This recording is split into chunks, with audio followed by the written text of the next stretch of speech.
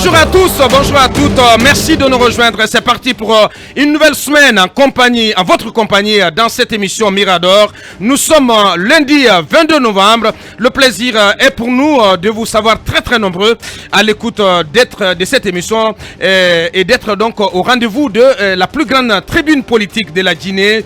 Et nous vous servons avec détermination, avec plus de professionnalisme et nous vous servons du HD, tenez-vous bien, jusqu'au port de 11h, plutôt 10h, jusqu'au port de 11h sur Film FM.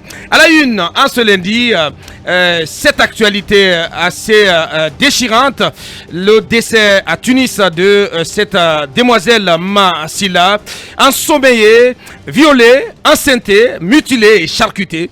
Excusez du peu dans la description de l'enfer sous terre vécu par une Guinéenne dont le seul crime a été de s'en remettre aux soins de médecins exerçant librement qui se sont révélés être des démons en blouse blanche, martyrs d'une certaine médecine satanique et assassine. Massila, puisque c'est d'elle qu'il s'agit, de guerre lasse, après une 7e opération subie en Tunisie, est finalement décédée avant-hier samedi.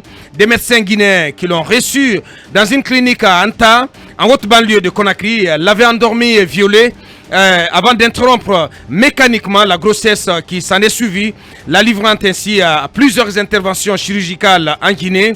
Évacuée à Tunis pour lui sauver la vie, c'est finalement la dépouille de Massila plutôt qui est attendue en Guinée, dans son pays. Pleurs, horreur, désolation, indignation dans sa famille biologique et dans l'opinion en Guinée. Dans un communiqué dimanche, le gouvernement, après avoir adressé ses condoléances à la famille éplorée et au peuple de Guinée, dit avoir instruit la ministre de la Justice à prendre toutes les mesures urgentes pour accélérer l'enquête en cours pour que les coupables répondent de leur forfaiture. Comment ce drame est-il vécu dans la famille de la victime? Comment y réagit-on dans la corporation des médecins? À quelle suite judiciaire faut-il s'attendre dans ce dossier? Avec donc un gros pincement au cœur et avec beaucoup de tristesse, donc nous entamons cette émission donc avec plusieurs intervenants qui vont prendre d'assaut notre antenne dans cette émission. Mamadou Boissila, le père de la victime, vous allez suivre son témoignage. Professeur Sanba de l'ordre des médecins également qui prendra la parole. Maître Alimatou Kamara, elle est avocate de feu Massila, et Maître Salifou Béavogui, lui il est avocat des médecins incriminés. Tous les quatre ils vont s'exprimer dans cette émission.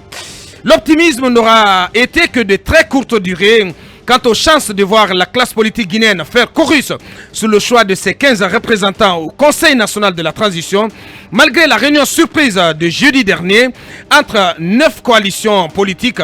Beaucoup d'observateurs avaient parié sur un échec inéluctable du médiateur de circonstances, Dr Ousmane Doré, président du parti MND.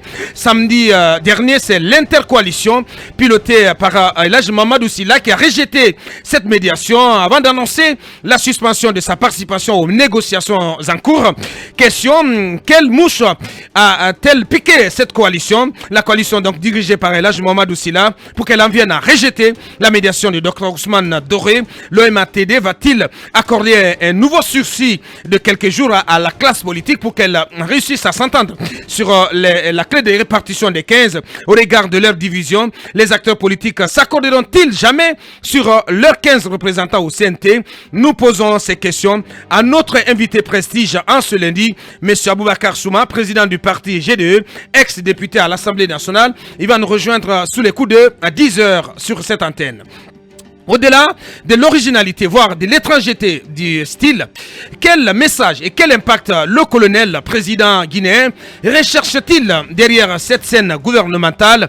Des hommes et des femmes que le colonel Mamadi Doumbouya venait de chauffer à blanc jeudi lors du premier conseil des ministres, en les abreuvant d'un grand oral sur sa vision de la transition, ont dû enfiler des tenues militaires avant d'entrer dans leur retraite annoncée au camp de Kalia, Forêt-Karia.